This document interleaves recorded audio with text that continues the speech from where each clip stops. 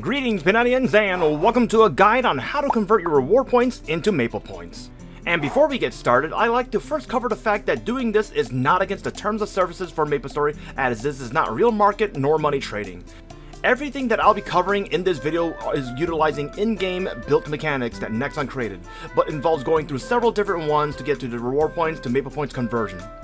The short form of this is the following. You take reward points that you earn via bosses, MapleStory M, Monster Collection, and then you buy cubes or scrolls from the Maple Rewards Points section of the cash shop that someone is ready to buy service from you in the regular servers. You take that Mesos that they pay you for said use of those items, and then utilize the Maple Market system in regular/interactive servers of your choice that you sold the service in, and once those Mesos have sold, you'll then get your Maple points. And as for the rates that are involved, I will not cover them because as of the most recent update during the uploading of this video, which is the version 260 patch, the cross-world Meso market is now a thing. So, the exchange rates are more than likely going to change a little bit, so to avoid putting any false information, I will not cover them in this video. Furthermore, you'll come to find out as you get to the specific portions of this guide that the exchange rate, the effort, and the end goal rewards of the Maple points that will be fairly small, and will take time to amass a meaningful amount of Maple points. So with that being said, if you're willing to take the time to set this up, learn it, and are okay with a semi-slow supply of Maple points, then continue on. That, or if you're from the interactive world, this will at least be some good information on how you can turn your reward points that will expire normally into Mesos for you to use for normal regular server things. And for this entire process, it's pretty simple in concept, but it's a little difficult and involves a fair bit of time due to the circumstances and variables that I'll be covering later. I'll be going over each step and explaining certain problems or time-consuming points for each step when we get to it.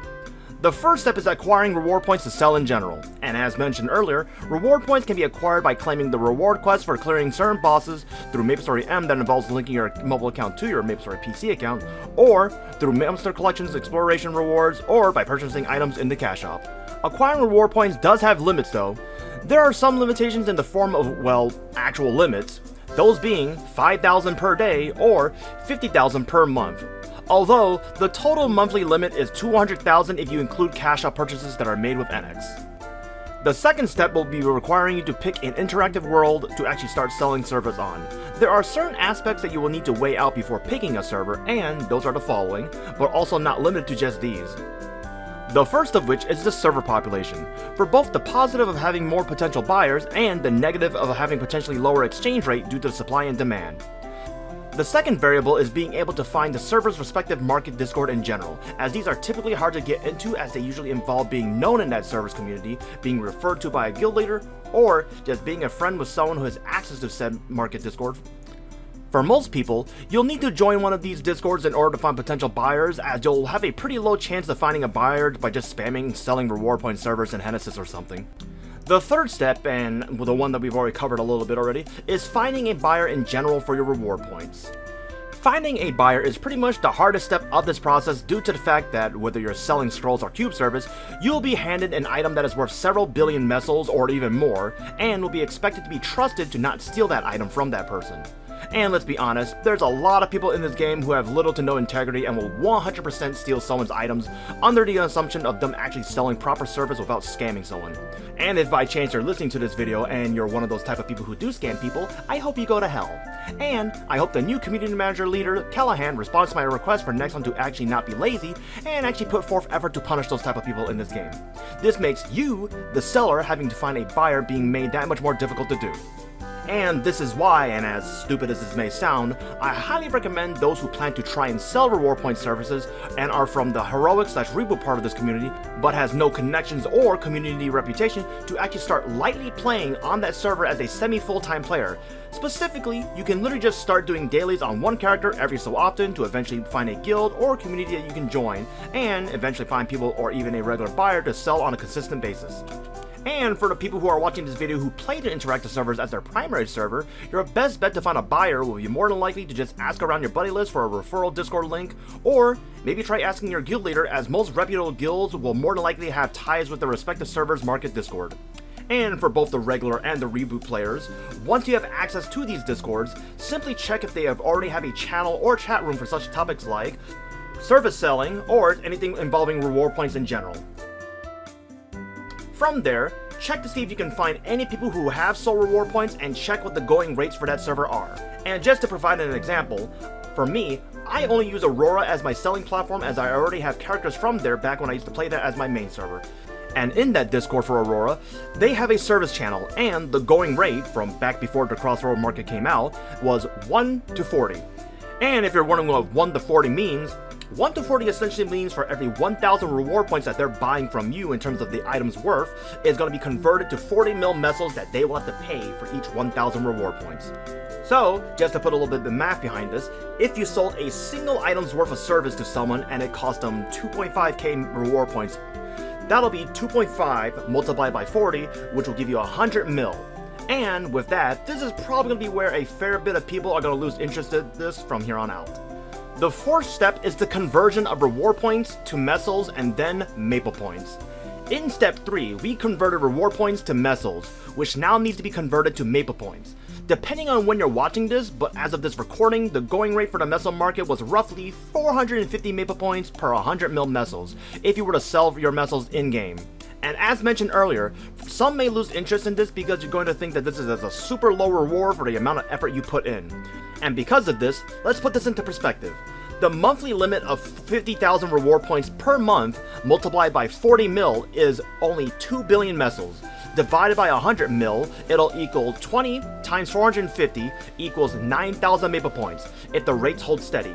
So, 9,000 maple points per month for the full year will be 108k. For all that effort, you will only end up with a roughly just above 100k maple points per year. For some, that won't sound like a lot, but for cheap bastards like me, that's a lot of free maple points to spend on pay-to-win content in MapleStory. That, and it's also very easy for me to find a buyer and have them trust me because, as mentioned earlier, having a reputation makes it easier. And because of that fact, not everyone will be able to get the ball rolling on this with this as fast, but if you're willing to put the effort in, you can also take advantage of this like I have. To offer another perspective on this, I'd like to bring up the past 3 Rock Spirits Golden Giveaway events, also commonly referred to as the Battle Pass events. All of those required maple points to purchase and to gain access to another set of rewards that a lot of people wanted. The battle passes from the version 253 patch, the Bugcat Capital collab event, cost 49.9k maple points for each of either of the 2 passes that you would have had to buy. Those 2 passes from the 3 times the event came around, and the recent Sia Estella Premium Pass that we just had during the version 260 patch, I used only maple points from selling reward points to purchase all of these passes. So, for those who are willing to put the effort and time into this, you can pretty much save yourself a lot of actual money while reaping the rewards. And to cover this once again, as I feel most will ask this regardless, is the fact that this is not against TOS in any way. Though, I would dare say it's technically a gray area due to the fact that it uses strictly built-in features to the game itself. And just to put it lightly, it goes from reward points, a currency that is not 100% from real-world currency, is put into an item that is purchased in-game to be used on someone else's in-game item that they will pay you mesos to use on said item, and those mesos being further used by regular server players for normal things, or being sold on the meso market that Nexon themselves made for maple points.